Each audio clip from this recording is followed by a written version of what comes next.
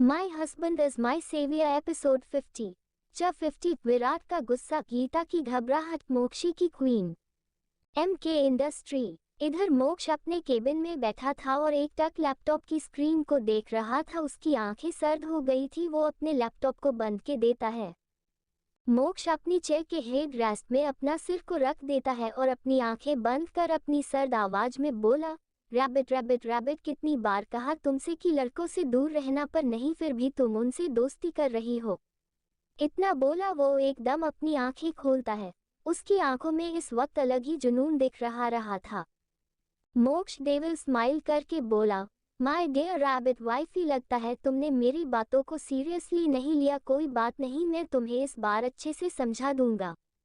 फिर वो अपना एक हाथ अपनी गर्दन में घुमा के बोला, पहले अभी तुमने जो गलती की है उसकी सजा तो तुम्हें मिलनी चाहिए ना। इतना बोल वो जुनून से मुस्कुराने लगता है और अपनी किंग साइज रोलिंग चेयर को गोल गोल घुमाने लागत है। 1 घंटे बाद मोक्ष अपने केबिन में बैठा होता कि तभी उसके केबिन का डोर नॉक होता है। मोक्ष की नज़र दरवाजे की तरफ जाती है तो उसके फेस में टेढ़ी मुस्कान आ जाती है। मोक्ष अपनी कोल्ड आवाज में बोला, कम इन। उसके कमिंग बोलते ही कोई डोर खोलते हुए अंदर आता है। मोक्ष अपने लैपटॉप में काम करने लगता है। वो उस शख्स की तरफ देखता भी नहीं है। वो शख्स मोक्ष को एक नज़र देख उसके सामने वाली चेयर में आके बैठ जाता है। मोक्ष अपनी नज़र लैपटॉप स्क्रीन में लगाते हुए बोला, तुम इंडिया क्यों आए? मैंने तुम्हें यहाँ आने से मना किया था ना।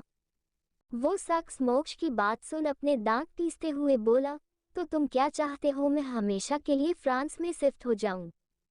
मोक्ष उसकी बात सुन अपनी नज़र उठा उसे देखने लगाता है और उसे अपनी सर्द नज़रों से घूरने लगता है। वो शख्स मोक्ष को देख डर जाता है। अब आप लोगों समझ ही गए होंगे ये शख्स कौन है। जी हाँ, ये शख्स कोई और नहीं, मान सेगल था, जो वापस इंडिया आ गया था। मान मोक्ष को देख कहता है, यार तुम मुझे ऐसा लुक मत दिया करो, मुझे तुम्हारी नज़रों से डर लगता है। मोक्ष मान से अपनी नज़र हटा के लैपटॉप में अपनी उंगलियां चलाते हुए बोला, तुम यहाँ क्यों आए हो ये बताओ। मान अपना हाथ मोक्ष के डेस्क में रख थोड़ा झुकते हुए बोला, यार मुझे अंकल आंटी से मिलना है, मैं शाम को घर आना चाहता हूँ। मोक्ष जैसे ही उसकी बात सुनता है तो वो उसकी तरफ देखने लगता है। उसके चेहरे के एक्सप्रेशन बदल जाते हैं।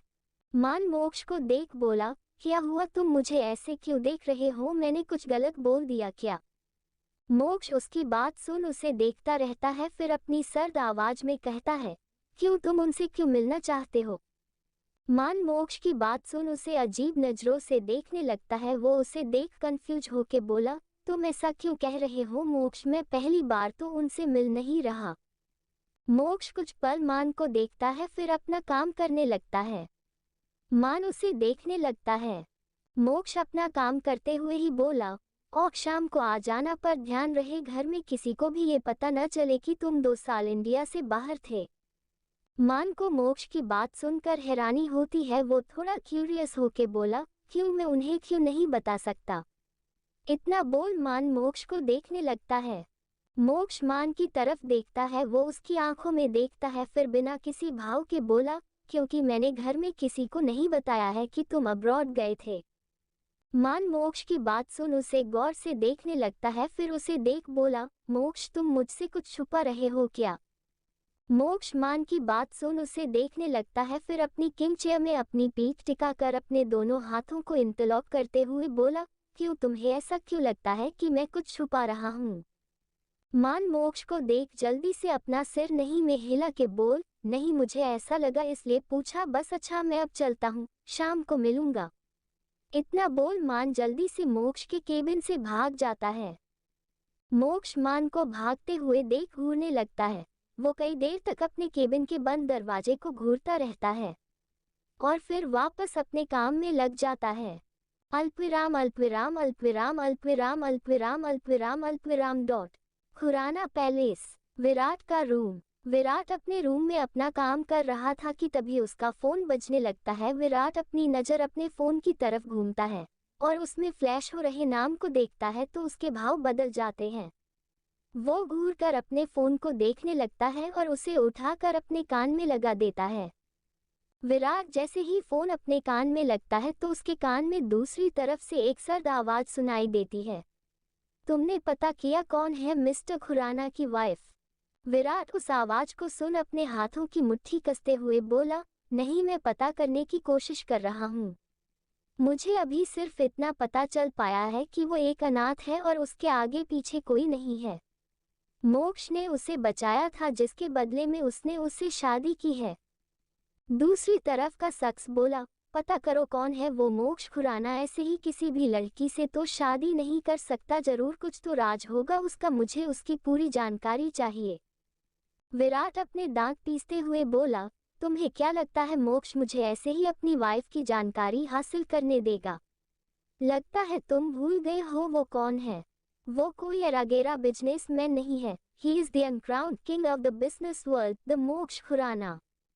दूसरी तरफ का शख्स विराट की बात सुन गुस्से में बोला, मुझे फर्क नहीं पड़ता वो कौन है और क्या है, मुझे उसकी वाइफ की इन्फॉर्मेशन चाहिए। तुम्हें जो करना पड़े करो, मैंने तुम्हें वहां किस लिए भेजा है? अगर तुमने मुझे मोक्ष खुराना की वाइफ की इन्फॉर्मेशन लाके नहीं दी तो तुम जानते हो मैं क्या कर सकता हूँ। इतना बोला दूसरी तरफ से फोन कट हो जाता है। विराट उस शख्स की बात सुन अपने फोन को जोर से दीवार पर दे मारता है, उसकी आंखें इस वक्त लाल दिख रही थी। विराट अपने गुस्से भरी आवाज में बोला, एक बार, बस एक बार मुझे तुम्हारा रियल फेस दिख जाए, उसके बाद मैं तुम्हें छोड़ूंगा नहीं, तुम्हें तड़पा तड़पा के मरूंगा। फिर वो सोचते हुए बोला, मुझे किसी भी कीमत में उससे सेव रखना होगा, और मुझे पता है ये कैसे होगा। इतना बोल विराट अपने रूम से बाहर चला जाता है। रात का वक्त, खुराना पैलेस। रात के 8 बज रहे थे और सभी लोग हॉल में बैठे बात कर रहे थे। गीता, सुहानी, आरोही और आर्यन एक साइड बैठे बात कर रहे थे तो वहीं निहारिका जी राज जी से कुछ बात कर रही थी। बाकी ऑफिस वाले अभी घर नहीं आए थे, वो सभी अभी हॉल में बैठे हुए ही थे कि तभी सबके कानों में डोर बेल बजने की आवाज आती है। निहारिका जी एक मेड से बोल दरवाजा खोलने कहती है, तो मेड जाके दरवाजा खोलती है। वो जैसे ही डोर खोलती है तो उसके सामने मान खड़ा था। मेड अभीर को यहाँ आता देखती थी, इसलिए वो दरवाजे से हट जाती है। मान अंदर आता है और निहारिका जी के पास आ जाता है और उनको कस के गले लगा लेता है। निहारिका जी उसके अचानक गले लगने से डर जाती है और उसे देखने लगती है। बाकी हमारे गांधी जी के 4 बंदर भी अपनी आंखें बड़ी बड़ी कर उसे देखने लगते हैं। उन्हें समझ में नहीं आता कि मां निहारिका जी से ऐसे क्यों चिपक रहा है, क्योंकि जब पहले वो घर आता था तब तो उसने ऐसे कुछ नहीं किया था। मान निहारिका जी के गले लगते हुए बोला, आई मिस यू आंटी, मैंने आपको बहुत मिस किया।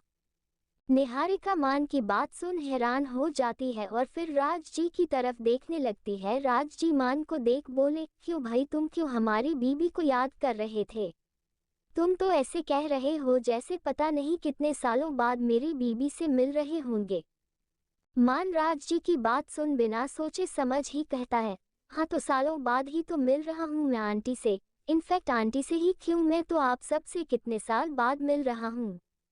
मान की बात सुन सब उसको हैरान नजरों से देखने लगते हैं। निहारिका जी मान को खुद से दूर कर उसे देख बोली, बेटा तुम ऐसे क्यों कह रहे हो? मान कुछ कहता कि तभी एंट्रांस आवाज आती है, मॉम इसकी बातों में ज्यादा ध्यान मत दो, इसकी नौटंकी आप जानते हैं। सब लोग जैसे ही वो आवाज सुनते हैं उधर की तरफ देखने लगते हैं। एंट्रांस से मोक्ष केविन अंदर आ रहे थे। मोक्ष घूरकर मान को देखने लगता है, फिर उसे देख अपनी सर्द आवाज में कहा, मैंने तुम्हें कहा था शाम को आने को, ये नहीं कहा था मुझसे पहले ही घर पहुंच जाओ। मान उसकी बात सुन मून बनाते हुए बोला, क्या यार, मैंने तेरा बाहर बहुत वेट किया था, तुम आए नहीं इसलिए मैं खुद ही अंदर आ गया। निहारिका जी मोक्ष की बात सुनकर बोली, बेटा तुम उसे ऐसे क्यों कह रहे हो, ये घर भी तो उसका अपना है। फिर वो मान को देख बोली, तुम उसकी बात का बुरा मत मानना, तुम्हें पता है ना ये ऐसा ही है, तुम पहले भी तो आते थे ना, उस टाइम तो उसने कुछ नहीं कहा था। मान निहारिका जी की बात सुन हैरान नजरों से मोक्ष को देखने लगता है। मोक्ष मान को देखने लगता है, फिर उसे इग्नोर कर निहारिका जी को देख बोला, मॉम खाना बन गया तो प्लीज लगा दीजिए, मैं फ्रेश होके आता हूँ। इतना बोल वो सुहानी को देखता है जो उन्हें ही देख रही थी। मोक्ष एक नज़र मान को देखता है, फिर सुहानी को देख बोला, रैबिट तुम मेरे कपड़े निकाल दोगी प्लीज। सुहानी हैरान नजरों से उसे देखने लगती है। सुहानी क्या सब उसको अपनी हैरत भरी नजरों से देखने लगते हैं, क्योंकि सब जानते थे कि मोक्ष खुद सुहानी का बेबी सीटर बना हुआ था और आज वो सुहानी को उसके कपड़े निकालने को कह रहा था। केविन भी हैरान था, वो मोक्ष को देखने लगता है। मोक्ष केविन को देखता है। केविन जैसे ही मोक्ष की आंखों को देखता है, वो हैरत में पड़ जाता है और मान को देखने लगता है, जो सुहानी को देखे जा रहा था। मोक्ष एक नज़र सबको देख सुहानी का हाथ पकड़ उसे अपने साथ ले जाने लगता है। मोक्ष सुहानी के जाने के बाद सब अपने होश में आते हैं। निहारिका जी सबको फ्रेश होने के बाद डिनर करने को कहती है और खुद किचन की तरफ चली जाती है। सब उनकी बात सुन हाँ में अपना सिर हिला देते हैं। आर्यन आरोही भी अपनी जगह से उठ अपने रूम की तरफ जाने लगते हैं। आरोही गीता को बैठे हुए देख उसके कंधे में हाथ रख बोली, क्या हुआ गीत, क्या सोच रही हो? गीता उसके हाथ रखते ही डर जाती है, फिर एकदम से अपनी जगह से उठ आरोही को देख बोली, नहीं नहीं कहीं नहीं। गीता घबरा रही थी। आरोही गीता को घबराता देख उसे देख बोली, क्या हुआ गीता, यू ओके? गीता जल्दी से अपना सिर हिला देती है तो आरोही उसका हाथ पकड़ कर बोली, तो चलो फिर, बड़ी मॉम फ्रेश होके डिनर करने को कहा है। गीता हाँ में अपना सिर हिला देती है और आरोही के साथ चली जाती है। राज जी भी अब वहां से चले जाते हैं। सबके वहां से जाने के बाद केविन मान को देख उसके पास आके बोला, तुम्हारी नजर देख रहा था, मैं कहीं और ही थी। मान केविन की बात सुन उसकी तरफ देखा है और कहता है, सॉरी मैं समझा नहीं, तुम कहना क्या चाहते हो? यही कि तुम्हारी नज़र जिसे घूरे जा रही थी वो है कौन?